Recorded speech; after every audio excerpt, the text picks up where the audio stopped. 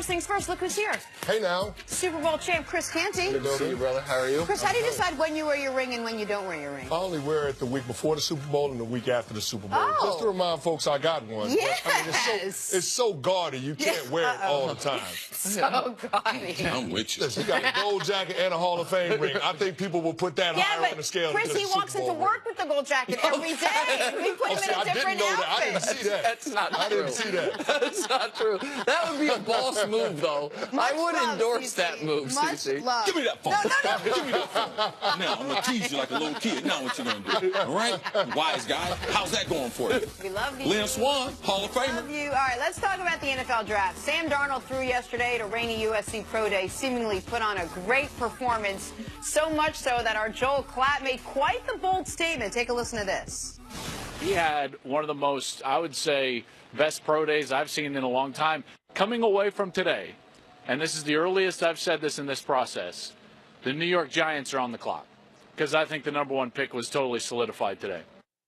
Well, Chris, that's a pretty bold statement from Joel Klatt. So should the Giants approach the draft in a new mode now? In a win-now mode? Yeah, basically, because they know that Sam Darnold is probably going one. Well, I think the Giants need to take a long-term approach on being able to fix 16 because they had 13 losses last season for a reason. You fired your head coach and general manager for a reason. So you have to reset the franchise. And when you have this kind of draft capital, you have to make sure that you get this right. Now, Dave Gettleman said something right after they hired Pat Shurmur a couple of days afterward. He said, you never want to be in quarterback hell. You don't want to take a guy just to take a guy. You've got to have a conviction about that pick. And when you have the second overall pick, you want to be taking a Hall of Fame caliber player. So the Giants got to make sure that they get this one right. I think they don't need to go to the direction of a running back. I think they need to focus on somebody that can be an impact player for the next 10 to 12 years. If it's not a quarterback, look at your options in terms of trading down or who's going to be available so you get the best value. Well, that's what I wanted to get into you with, is let's just say we had the Giants' war room bugged, and they have decided the only quarterback we like is Sam Darnold. He's gone at 1. We are definitely not taking a quarterback. If that's, because I think you and I both believe they should take a quarterback at 2 if there's one you like. But let's say they've decided we're not taking a quarterback. If that's the case, then I think the right move is not Saquon Barkley, is not Minkah Fitzpatrick, is not Bradley Chubb. I think the right move is trading that pick. Agreed. I think that when you've got, if you are not drafting a quarterback and you are saying, we're trying to go for it. We think last year injuries ruined us, bad coaching ruined us, Eli's going to be better, Odell's going to be back, the defensive players are going to get back to the level they were. And you look at Buffalo, that is clearly just trying to move up. They now have the 12th pick and the 22nd pick to go along with the 53rd, the 56th, and the 65th pick. They are doing all of the moves they've made so they can move up to acquire a quarterback. I would hold an auction for that #2 pick rather than draft Saquon Barkley if I'm not drafting a quarterback, because I think that is where they can get the most value out of their situation. I think there's a couple of places that you look if the Giants decide to trade down. I think you look at Denver at 5 because they may let it be known that they're trying to get in position to get a quarterback.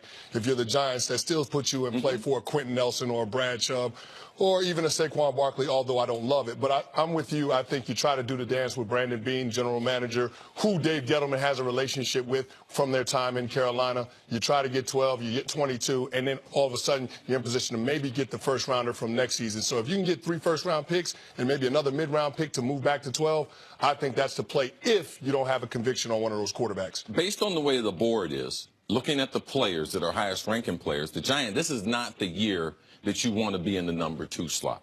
All right? The Giants have made it public. They're going with Eli Manning. That don't mean they're going with Eli in 2018. That means they're going with Eli for the next couple years. So at #2, with the quarterbacks dominating the top 10 picks, with 3 of them being in the top 10, it's not advantageous for them to be in the #2 spot. So it's a bad year for them to be there. But let's not forget, the Giants got some good football players.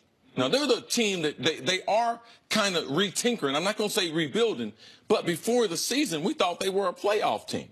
We still think they're a playoff team. And if they are a playoff team, I would try to trade back and be able to get additional players, because that is a roster that needs offensive line help. They do need a running back, and you can move back and still get a very good running back and do that. I don't believe there's an answer at #2. When they've announced that they're going with Eli Manning, that #2 can't be a quarterback because you're wasting the value of the pick for the next couple of years. Well, look what the Dallas Cowboys got out of Ezekiel Elliott, a game changer, a force multiplier, a guy who, when he's playing, he really makes everyone around him better.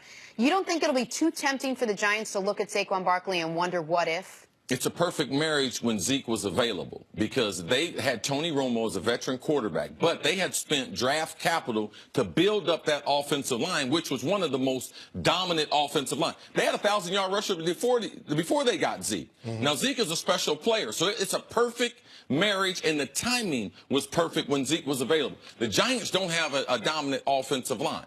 Now, they could... The running back can still be effective, but it's not going to the same situation as Zeke when he went to Dallas. You can't take full advantage of Saquon Barkley's skill set with the offensive line that the New York Giants had. Okay. That's why I don't see the value in taking a running back at that position. Yeah. Plus, when you start talking about top-end production from a running back, you're going to get 5 or 6 seasons of that, and then where are you at? I don't know that the Giants are in position now that they're a running back away from competing for a championship. Okay. I think they got to address the offensive line. Like you said, CC, it's hard for a running back to be good with a suspect offensive line. See Todd Gurley a couple of years ago with the Rams. So I think that's got to be the focus for Dave Gettleman. Continue to try to develop this team, build inside out, which is his football philosophy, but it takes a long-term approach. And also take advantage of the climate right now. Man, people are crazy about these young quarterbacks. Around this time, we forget the guys we talked about last year with evaluation. We get crazy about the guys. Oh, man, I want Darnold. Oh, I want Rosen. Man, take advantage of the climate to get multiple picks to be able to help your team. I just want to expand on one thing you said earlier. And we should mention, by the way, the Giants did spend a bucket of money on Nate Solder. So they think they've got their left tackle. But the rest of the offense, they weren't just a left tackle away from a good offensive line. But when you say Denver, the Denver trade's really intriguing to me. Because if you trade with Denver and move to 5, you know, if you trade with Buffalo, you move all the way to 12, you miss out on basically the blue chip guys.